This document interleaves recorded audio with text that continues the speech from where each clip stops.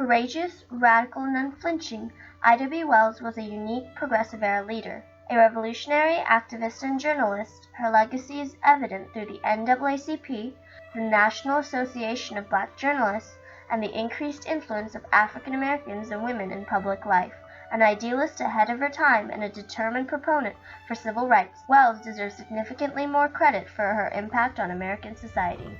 Born in 1862 and brought up in the Reconstruction era, Wells felt the brutality of racism firsthand. When Reconstruction ended with the Compromise of 1877, African Americans entered the worst period of race relations in American history, during which white supremacy and black disenfranchisement flourished. White Southerners feared that without slavery to discipline the freedmen, the supposedly inferior citizens would not remain a subordinate cheap labor source. They held tight to the idea of a class system with African Americans on the bottom. This sparked the onslaught of Jim Crow laws segregating blacks from their white counterparts. Wells was determined to change that.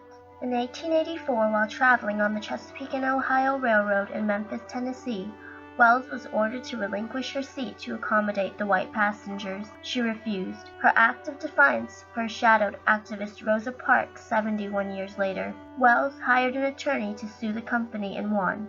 However, the initial decision was overturned by the rulings in the civil rights cases of 1883, which struck down the Civil Rights Act of 1875, a law that required public transportation eliminate segregation. This decision was reinforced by the 1896 Plessy v. Ferguson decision, which institutionalized segregation.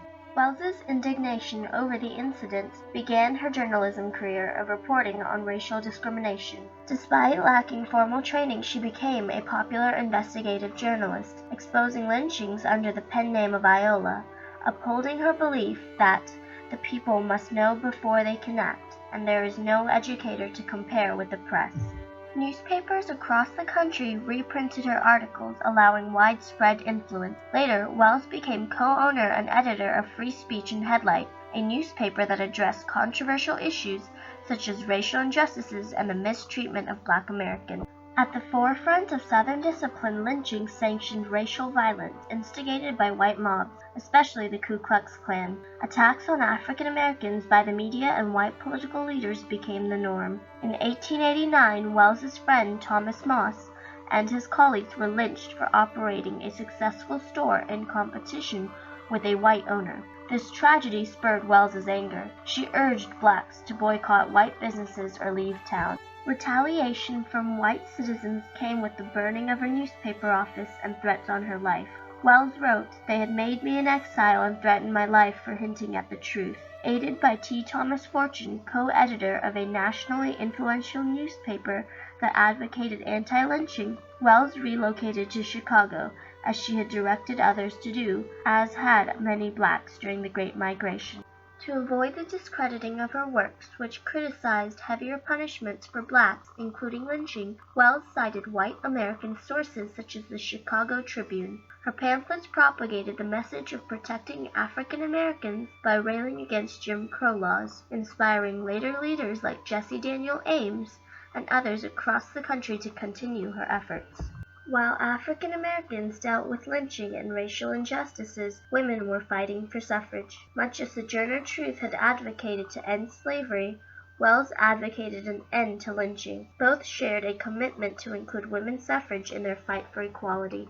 Protests from women were stalled by their male counterparts, as they were expected to be docile disciples of the cult of domesticity. They could not vote and were expected to remain subordinate to men in the social and political spheres, a notion rejected by Wells. Promoting the suffrage movement in 1887 resulted in the rejection of the women's suffrage amendment by the Senate, prompting the creation of pro-women's groups. Wells, along with other prominent leaders, including Mary Church Terrell and Alice Paul, established the National Association of Colored Women's Clubs, garnered support from the Progressive Party for the suffrage movement, and created the National Women's Party, utilizing similar tactics of militant suffragettes like the Pankhursts in England. As feminism became more prominent, Wells's leadership increased. By 1915, tensions caused by the women's suffrage movement escalated, resulting in marches, protests, and hunger strikes all helped to propel the cause forward. In 1913, the Women's Suffrage Parade further illustrated her boldness and courage of conviction in the face of conflict. Wells continued to voice the need for women's suffrage. Not until World War I began would she be able to call her activism successful,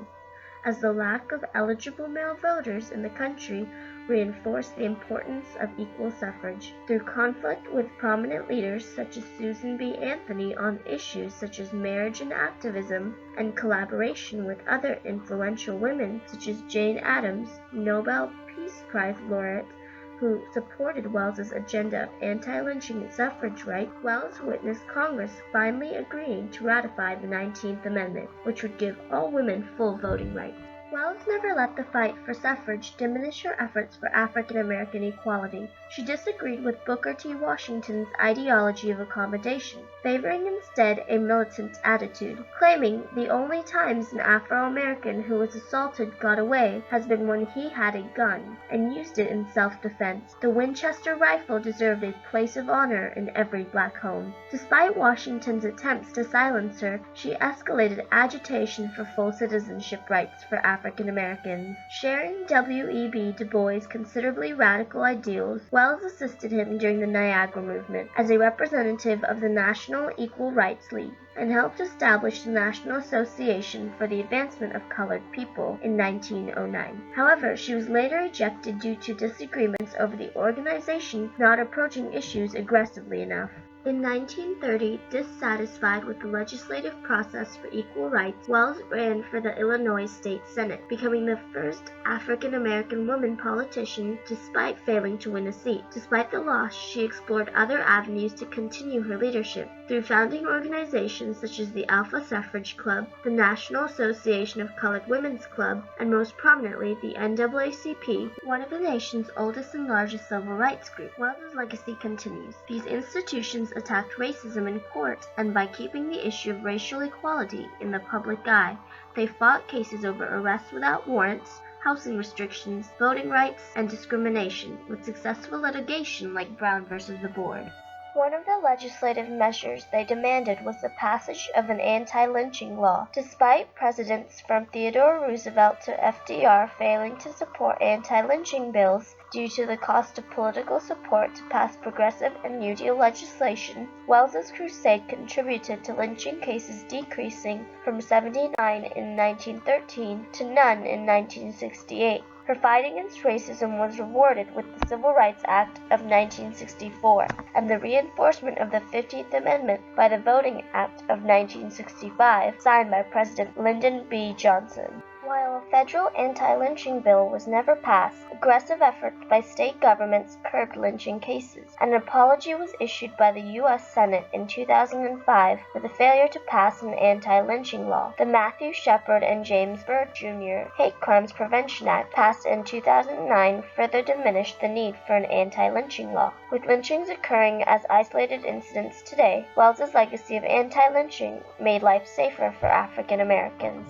Wells's legacy in investigative journalism continues as well. The National Association of Black Journalists commemorates her efforts by selecting honorees for the Ida B. Wells Award that recognizes journalists based on their leadership in increasing access, opportunities, and coverage of and to people of color. Wells advocated equal rights, allowing both African Americans and women to enjoy more active roles in society.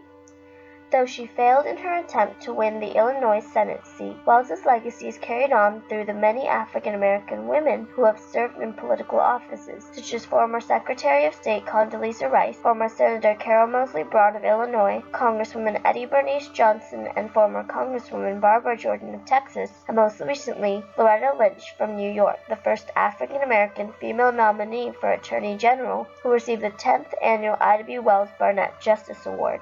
Bold, progressive, fearless, Ida B. Wells accepted the challenge to confront racism and advocate for women's rights. Wells once said, "If my work can contribute in any way towards proving my view, and at the same time arouse the conscience of the American people to a demand for justice to every citizen, and punishment by law for the lawless, I shall feel I have done my race a service. Due to Wells's leadership and legacy in equal rights, American society has moved closer to equality for all.